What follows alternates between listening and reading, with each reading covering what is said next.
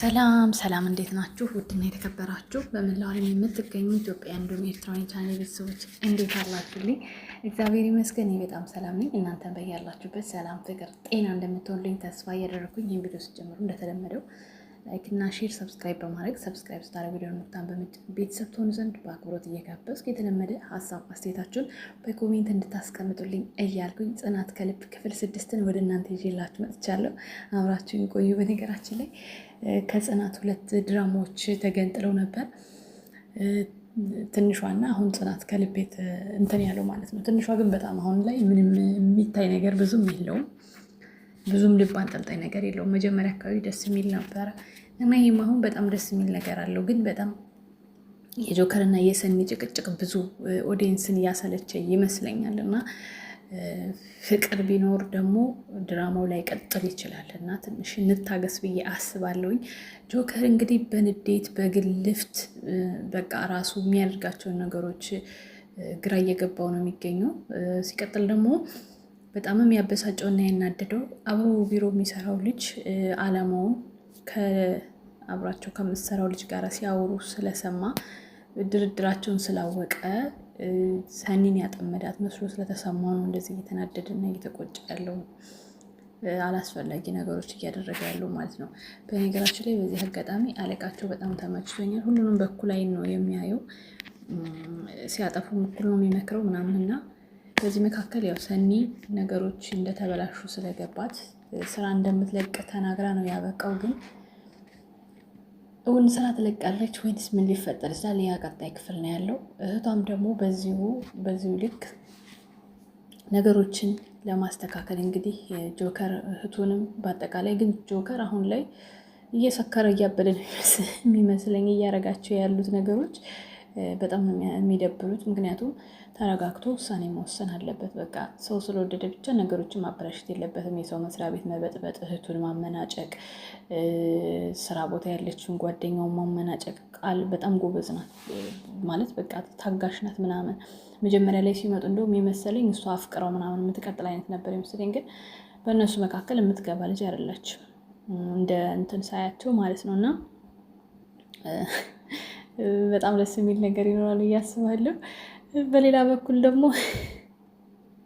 የጎብላው ጓደኛ ማን ነበረ ስሙ? ያቀጨው ማለት ነው። እኔ እንድትሪ ያደረገች ለደሱ የተናገረችበት ነበር። ራብና ጥጋብ አብረው ይሄዳሉ ያለች እና ገራሚ ነገር አለው ብቻ። ግን ከምንም በላይ ደግሞ እኔ የተመቸኝ ሮቤል ነው ይመስለኛል፣ የኦፊሱ ኃላፊያቸው ማለት ነው። እሱ የሚያስታርቃቸው ይመስለኛል። ጥሩ ነገር ይፈጠራል ብዬ አስባለሁ። ቤተሰብ ላይክ እና ሼር ሰብስክራይብ እያደረጋችሁ ነው። ሰብስክራይብ አድርጉ ፕሊስ። ቻናሌ ሞቷል፣ ያው ቅጣት ላይ ስለሆነ ማለት ነው። እስቲ ኮሜንት አይታየት ለማድረግ እንሞክር። ቤተሰብ ኦዲየንስ ምን አለ የሚለውን ነገር። ጆከር እና ሰኒ ይታረቁልን፣ ሰኒና ጆከር ይታረቁልን። እንዲሁ ጆከር ወደ ሰኒ ይመለስ የምትሉ ራኬብ አስታርቂያቸው። ጆከር እና ሰኒ ይታረቁ። ሰኒና ጆከር እንዳለ ድምጻችን ይሰማ። ሰኒና ጆከር ይታረቁ። ሰኒ ኒውዮርክ፣ ጆከርን ሰኒ ታረቁ። በቃ የድርጅቱ አለቃና ራኬብ እመኑኝ ይጣመራሉ። ይሄ ትክክለኛው ይሄ ላይክ ያስፈልገዋል። በእውነት እውነት ነው። ምክንያቱም ተደጋጋሚ እያየችው ይሄዱ ምናምን ሲቀራረቡ አስቡት። እውነት ነው፣ ይጣመራሉ። ሰኒና ጆከር አትጨማለቁብን፣ ታረቁ ብለናል። ታረቁ። እየሹሜ ደግሞ በድዴት ነው በቃ። እሺ አይ ቃል ምስኪን ሁሉም ሲጮህባት ማነው እንደኔ የምታዝነው እኮ አይገርማችሁም? ኧረ ሰኒና ጆከር ይታረቁ። የሰኒ ጆከር ወዳጆች የት ናችሁ? ዛሬ አጣምሩልን። መቼም ማጣመር ነው ስራችን። ሰዎች ሮቤልና ራኬብን አጣምሩልን። ኧረ እንደው እናንተ ታስቃላችሁ። ጆከር እና ሰኒ ይታረቁ። ሁለቱም ይዋደዳሉ። ራኬብ የምትመቻችሁ ራኬብ እኮ ታናድዳለች እንጂ ራኬብ እኮ ጥሩ እህት ናት እንዳትጎጂ ብላ ነው። እኛ ግን የሳቃል ነው ዛሬ። እስኪ ቃል ግን ምስኪና ሰኒ የኔ ልዩ ሴት፣ ሲከፋሽ ማየት አልፈልግም። የራኬብን ልብ የሚያሸንፍ አንድ ወንድ ይጥፋ። አይጠፋም።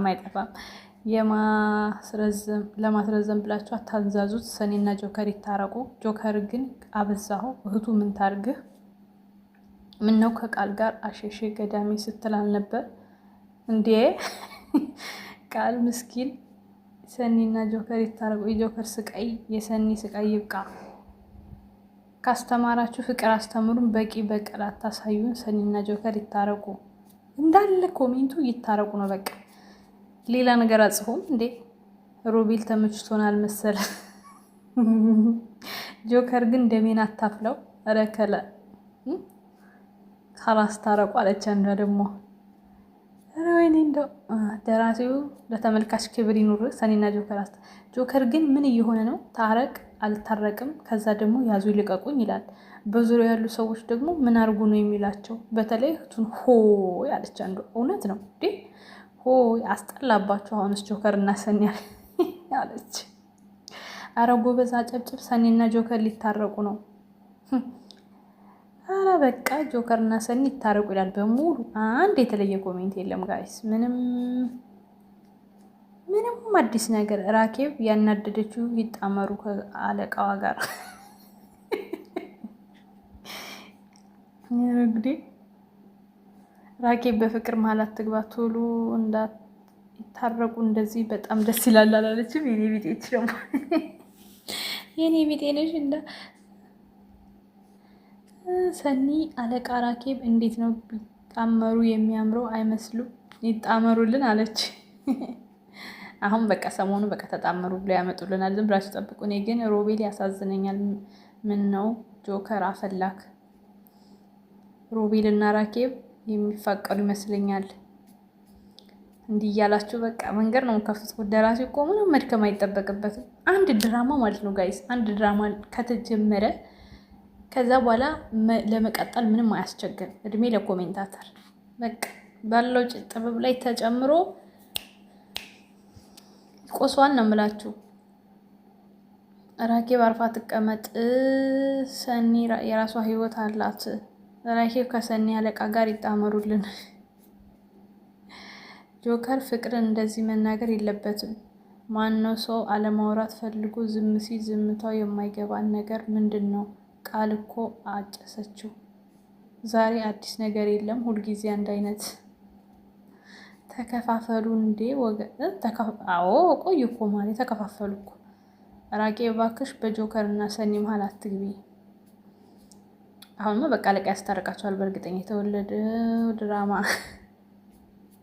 በእርግጠኝነት ያስታርቃቸዋል። ትዳርና እህት አብሮ አይሄድም። እህቴ የምትዩ ራኬብ፣ ጆከርም እኮ እህት አለው፣ ግን እንዳንቺ አይደለችም።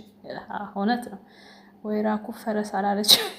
ምንድን ነው ከነ ስነ ስርዓት የወጣ ነገር የምታረጉት? በጠፋ ስራ ጆከር ወደ ራሱ ተመለስ።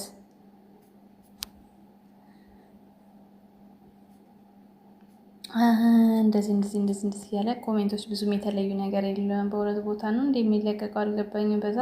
በዚህ ክፍል አዎ እንዴ ርዕሱን አታዩትም እንዴ? ርዕሱን ነው በቃ ወረድ እኮ ተከፍሏል ድራማው።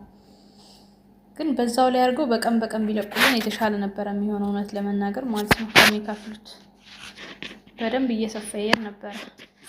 ለማንኛውም በጣም ነው የምወዳችሁ። ላይክ፣ ሼር፣ ሰብስክራይብ አትርሱ። ለተከታተላችሁኝ ከልብ አመሰግናለሁ። በክፍል 7 እስክንገናኝ መልካም ጊዜ። ቻው ቻው።